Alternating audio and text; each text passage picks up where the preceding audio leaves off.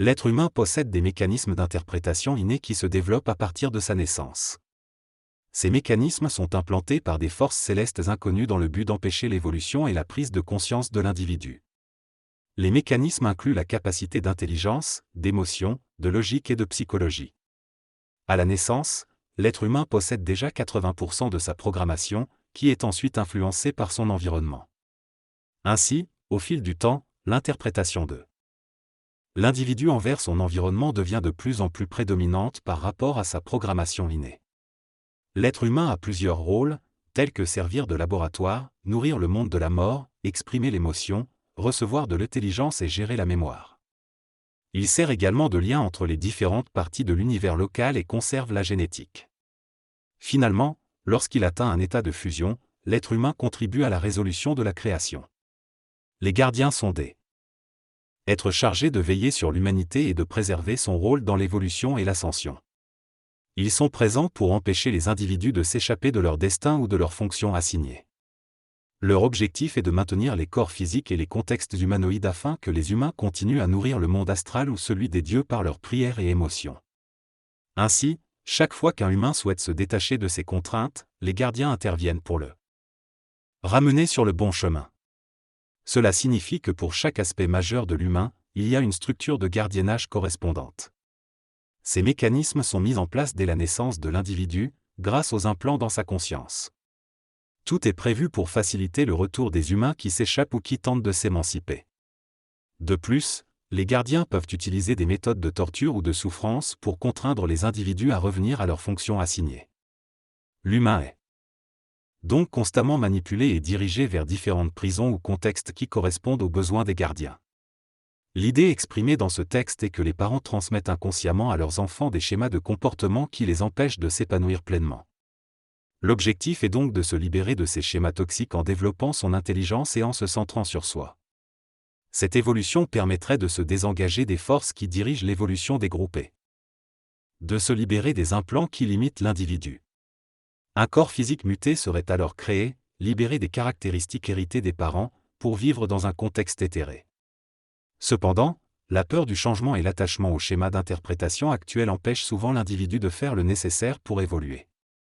Il est donc nécessaire d'abandonner les idées dualistes et de se considérer simplement comme un être humain, sans se définir par des rôles ou des catégories. Ceci est un discours sur la notion de changement chez l'être humain. Il est souligné que l'humain ne peut pas vouloir changer tant que son intelligence ne l'a pas poussé à le faire. La capacité de vouloir changer ne signifie pas nécessairement que l'humain peut effectivement changer. Le narrateur évoque également l'idée d'utopiser, c'est-à-dire de créer le désir de changement en provoquant un sentiment d'esserrement. L'esserrement est considéré comme une motivation pour bouger et la colère mentale est citée comme une façon de se libérer des programmations innées et des engrammes. Le narrateur explique que la colère mentale peut être appliquée de différentes manières, mais souligne l'importance d'en comprendre le véritable sens. Il mentionne également le concept de supracolère mentale, qui peut mener à une prise de conscience profonde et à une avancée significative. Le narrateur donne quelques exemples pratiques de l'utilisation de la colère mentale, notamment le cas d'une personne encombrée de dettes karmiques qui s'assujettit à elle, et qui peut être libérée par une colère mentale dirigée contre elle-même. Ce discours met en évidence l'importance de la volonté de changer, ainsi que différentes stratégies pour y parvenir, en particulier la colère mentale. Dans ce texte, l'auteur parle de la colère mentale et de son importance dans la libération de l'individu de toutes les contraintes et manipulations auxquelles il est soumis. Il explique que la colère mentale est une expression de l'intelligence mal digérée et mal reçue par l'ego. Pour parvenir à utiliser la colère mentale de manière constructive, il faut être en contact avec son intelligence et savoir comment la mener dans l'astral, l'esprit, pour créer une réaction violente contrôlée par le mental. Les entités astrales, qui manipulent les humains, ont peur que ces derniers parviennent à s'émanciper, car cela pourrait entraîner une prise de conscience généralisée et la fin de leur emprise sur l'humanité. L'auteur souligne également que les individus conscients peuvent être des martyrs de la conscientisation, mais que plus les individus prennent conscience, moins ils peuvent être utilisés comme martyrs. La personne décrite dans le texte semble être très dure avec elle-même, se punissant continuellement. Elle ne se considère pas belle et se sent isolée. L'auteur mentionne l'importance de la prise de conscience pour se protéger des influences astrales négatives. Il parle également de personnes qui se battent constamment, utilisant des tactiques pour affaiblir leurs adversaires.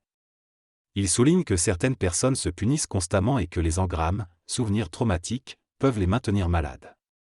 L'auteur relate ensuite une série d'incidents étranges avec des voitures, suggérant que l'individu peut être responsable de ces problèmes en raison de son manque de conscience. Les mécanismes derrière ces incidents sont expliqués brièvement et il est souligné que la logique humaine est limitée par nos connaissances et notre pensée cartésienne. Les mathématiques sont remises en question comme étant tout aussi sujettes à l'erreur que la philosophie ou les émotions. En somme, l'auteur souligne l'importance de la prise de conscience de soi pour éviter de s'infliger des souffrances et pour mieux comprendre les événements de sa vie. Le passage parle du film Robocop et utilise l'histoire du personnage pour illustrer un concept plus large. Le personnage principal est un policier français qui devient un robot après avoir été tué. Le robot est programmé avec 3 règles principales, mais une 4e règle se révèle lorsqu'il essaie d'arrêter un criminel important. Cette 4e règle l'empêche d'agir contre les dirigeants de la compagnie responsable de sa création. Cela crée une contradiction dans les règles auxquelles il est soumis et l'empêche d'agir. L'auteur utilise cette histoire pour expliquer le concept de libération et de désinhibition, où l'intelligence peut reprogrammer complètement les règles et les schémas de pensée qui limitent l'humain. L'auteur souligne également que l'humain est souvent confronté à des incohérences dans sa vie, ce qui peut conduire à de la frustration et de l'écœurement. Cependant, il conclut en disant que l'intelligence peut remédier à ces incohérences et reprogrammer les schémas de pensée pour atteindre une meilleure compréhension et intégrité. Il explique également que l'humain est programmé pour éviter l'ignorance et recherche des réponses, même si elles ne sont pas toujours véridiques, et que l'humain a également des difficultés à accepter la réalité car elle remet en question ses programmations préexistantes. L'auteur souligne l'importance de préserver l'intégrité de la psychologie tout en critiquant le schéma d'interprétation qui détruit l'intégrité de l'intelligence. Il affirme que l'homme passe souvent d'un camp à l'autre et doit apprendre à se déniaiser, c'est-à-dire à comprendre et tolérer d'être mal pris. L'auteur constate qu'il est normal de ne pas comprendre parfois, tout comme on peut être euphorique sans comprendre pourquoi. Il compare cette situation à la faim et à la fatigue, où l'on ne fait pas un drame de ne plus avoir faim ou d'être fatigué. Il explique que tout cela résulte de schémas d'interprétation qui épuisent notre énergie. Il propose de déchiffrer les signes extérieurs de notre vie en faisant des liens avec nos problématiques internes, sans se soucier de leur justesse ou de l'avis des autres. En changeant nos schémas de pensée, la matière extérieure s'améliore grâce à un processus de miracle. Le passage décrit la possibilité d'écrire un livre pour amener les lecteurs à penser de la même manière. L'auteur souligne qu'il faut lire attentivement le livre, s'en souvenir et l'explorer afin d'apprendre quelque chose. En analysant des exemples concrets tels que des problèmes de lunettes ou une lampe qui brûle constamment, l'auteur explique que les solutions simples peuvent être trouvées en cherchant attentivement chez soi. Il mentionne également son expérience avec une voiture qui perdait de l'huile, mais en effectuant des améliorations, le problème est résolu. Finalement, il souligne que la conscientisation et les changements personnels peuvent permettre de résoudre des problèmes. Le locuteur raconte différentes expériences avec ses voitures, dont certaines étaient sujettes à des pannes fréquentes. Malgré cela, il a appris à écouter les signes et à résoudre les problèmes. Il mentionne également son talent pour la divination sans l'aide de livres, à travers des cartes et d'autres techniques. Il souligne l'importance d'être à l'écoute de ce qui se passe autour de soi et d'utiliser son intuition pour obtenir des réponses. Il termine en soulignant que tout peut être interprété de différentes manières et invite à prendre du recul et à se détendre face à des situations qui semblent répétitives. Dans ce monologue, la personne parle de la possibilité de décoder chaque petit morceau de la vie, même si cela peut sembler insignifiant. Elle fait référence à l'interprétation des nuages dans son enfance et à la capacité de prédire l'avenir, mais souligne que l'avenir est toujours en mouvement. Elle mentionne également la tendance de l'humanité à être prisonnière du traditionnalisme et souligne que tout est prévu pour que les gens ne s'en sortent pas. Elle évoque l'idée du hasard et de l'interprétation de celui-ci, affirmant que parfois, on refuse de voir la réalité.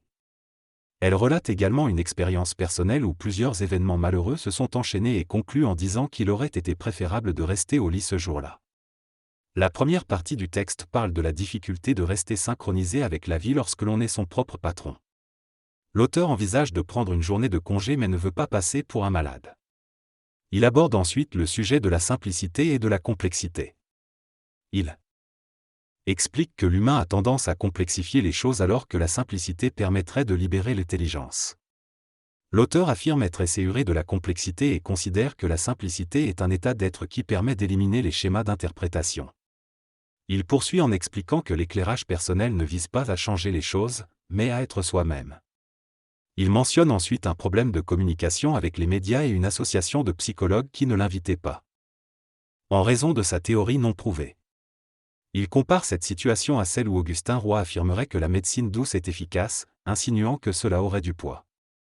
Il est important de comprendre que lorsque l'association des psychologues reconnaît la validité de la théorie des non-psychologues, cela ne signifie pas seulement qu'ils l'approuvent, mais aussi qu'ils en sont frustrés.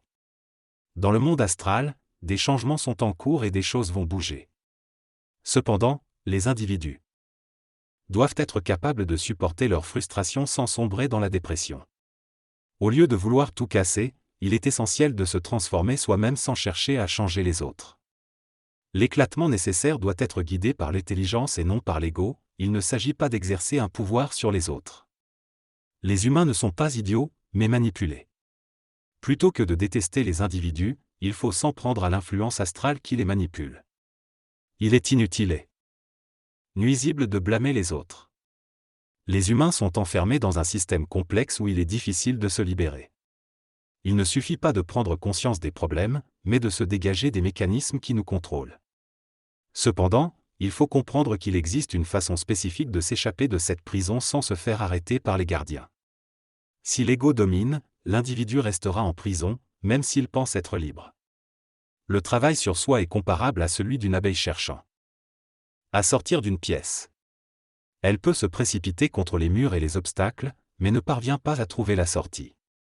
Il est essentiel d'être détendu et de profiter de ce qui est présent afin de pouvoir trouver la sortie lorsque l'occasion se présente. L'humain doit explorer, être curieux et finalement trouver la voie de la liberté. Lorsqu'il pleut ou fait froid, elle revient. Elle est jalouse de ceux qui sont coincés à l'intérieur et de ceux qui sont bloqués dehors. La douceur est un phénomène important qui facilite la digestion et sera discuté plus en détail plus tard. La désinhibition et la fusion sont deux démarches parallèles. La fusion implique une relation énergétique entre un double éthérique et un corps de lumière, tandis que la désinhibition permet à l'intelligence de nous traverser de manière pure. La désinhibition est une mécanique psychologique accessible à l'ego, tandis que la fusion est une mécanique de conscience. Il est possible de rajeunir le corps physique. Malgré le vieillissement, car ce qui est impossible pour tous peut être possible pour certains. La science constate les phénomènes, mais ne les explique pas toujours complètement. Par exemple, elle peut expliquer comment un virus fonctionne, mais pas pourquoi il fait ce qu'il fait.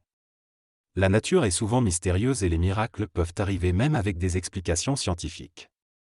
Le texte aborde plusieurs sujets différents, notamment la croissance des plantes, le vieillissement et l'apprentissage de nouvelles compétences. Il est expliqué que les plantes suivent le soleil pour optimiser leur croissance et qu'elles ne sont pas influencées par la gravité. Cela est dû à un phénomène appelé phototropisme.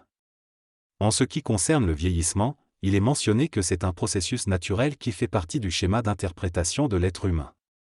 Cependant, il est souligné qu'il est possible d'apprendre de nouvelles compétences à n'importe quel âge, comme le montre l'exemple d'une personne de 50 ans qui apprend à utiliser un ordinateur. Le texte se termine en invitant les lecteurs à poser des questions qui seront répondues ultérieurement.